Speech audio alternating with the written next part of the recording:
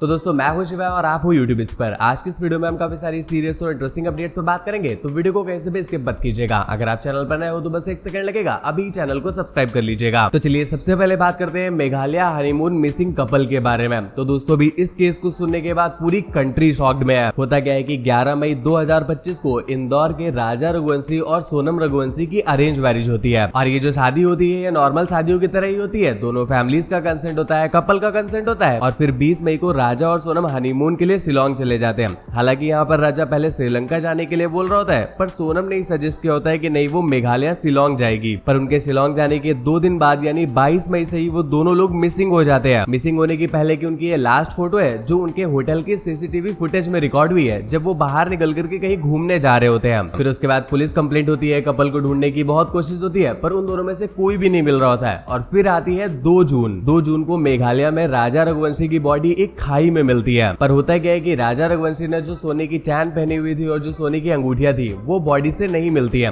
तो ये तो क्लियर हो जाता है कि भाई ये मर्डर है। पर उससे बड़ी बात ये होती है कि ना तो सोनम रघुवंशी मिलती है और ना ही सोनम रघुवंशी की बॉडी मिलती है। तो इसके बाद बहुत सारी थ्योरीज बनने लगती है। लाइक कुछ लोग ऐसे बोलते हैं कि उसे भी मार दिया गया होगा और उसकी बॉडी कहीं और फेंक दी गई होगी। कुछ लोग ऐसे बोलते हैं कि शायद सोनम कर दिया गया होगा और उसे कहीं और फेंक दिया गया होगा। कुछ लोग ऐसे भी बोल रहे होते हैं कि शायद वहां के लोकल ट्राइबल्स ने उसे बांग्लादेश में बेच दिया होगा। और कुछ लोग ऐसे भी बोल रहे होते हैं कि मेघालय साइड में ब्लैक मैजिक बहुत चलता है, तो शायद हो सकता है किसी ने इनको अपने ब्लैक मैजिक में सैक्रिफाइस का विक्टिम बना लिया होगा। पर इस केस को अभी 7 दिन ही पूरे हुए होते हैं और आज जो सच निकल के आता है भाई लिटरली पूरी कंट्री शॉक्ड हो जाती है। सोनम रघुवंशी जो इतने दिनों से मिसिंग थी आज वो यूपी के गाजीपुर में मिलती है और वो पुलिस के सामने सरेंडर कर देती है। और फिर वो जो चीजें रिवील करती है पूरा केस ही यू टर्न हो जाता है। रिपोर्ट्स के अकॉर्डिंग सोनम ने 4 लोगों को राजा को मारने की सुपारी दी थी और वो लोग कोई मेघालय के नहीं थे, वो इंदौर के ही थे। मतलब ये सारी प्लानिंग हनीमून पर निकलने से पहले ही हो गई थी या फिर शायद शादी के पहले हो गई थी। कुछ लोगों के अकॉर्डिंग जो मैंने आपको अभी सीसीटीवी फुटेज दिखाई थी इसमें आप देखोगे कि सोनम चैटिंग कर रही होती है और वो राजा से दूर जाकर के चैटिंग कर रही होती है। तो काफी सारे लोग ऐसा बोल रहे हैं कि वो यहाँ पर उन्हीं किल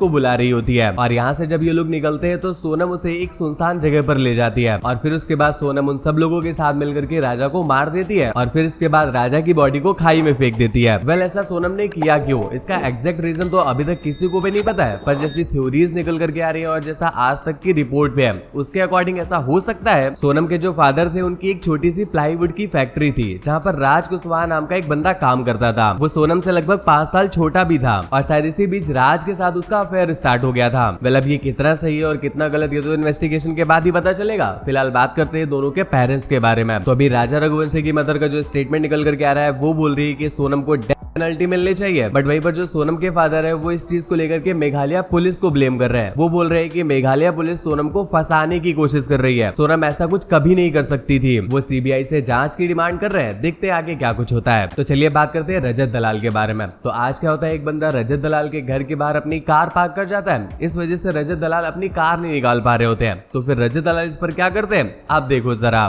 रास्ता ब्लॉक कर रखा है भाई। Hyundai एक्स्टर जिसकी भी है हटा लो 6810। सही भाई, कोई गाड़ी के पीछे लगा गया, गाड़ी ना निकलने का रास्ता।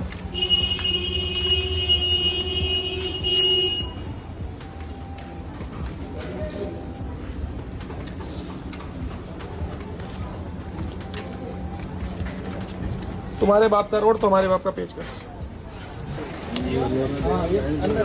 ये खिलाड़ी था, पर मैं अच्छा आदमी हूँ। किसने दिया है? आपने दिया भाई। भर ले बराबर।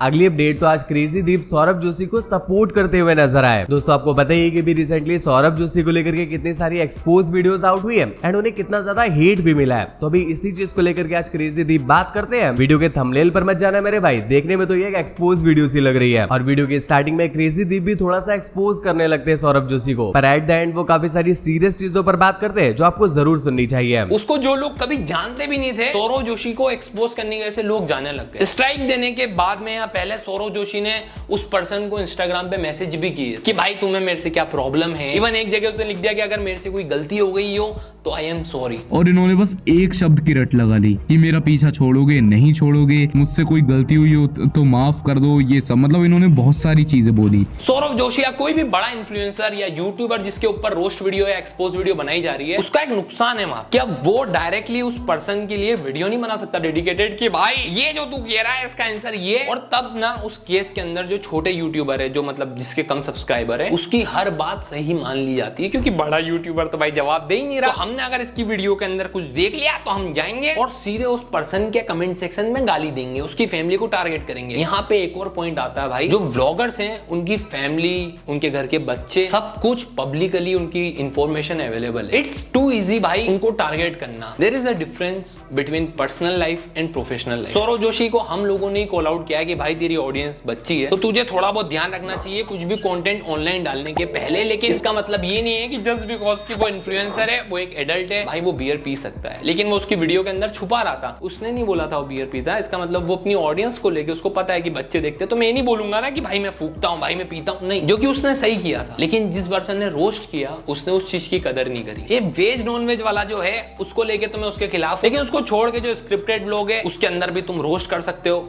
लेकिन एक वीडियो, 2 वीडियो, 3 वीडियो, 4 वीडियो किसी पर्सन को टारगेट करना भी गलत। यूट्यूब खुद ये कहता है कि फेयर यूज है, लेकिन अगर तुम किसी पर्सन को टारगेट कर रहे हो फिर वो फेयर यूज में नहीं आता, वो हेट में आता है और उसके खिलाफ कॉपीराइट पड़ी जा सकती है। अगली अपडेट तो क्या अभी ट्रिगर्ड इंसान और रुचिका राठौड़ की जल्दी ही शादी होने वाली है। वेल अभी ट्रिगर्ड इंसान और रुचिका राठौड़ को लेकर के एक हल्दी सेरेमनी की वीडियो निकल करके आ रही है। अभी फिलहाल ये चीज तो क्लियर नहीं है कि ये वीडियो कब की है एंड रियल है भी या नहीं। बस मैं आपको वो क्लिप दिखाता हूँ, आप खुद देख करके बताना क्या ये रियल है।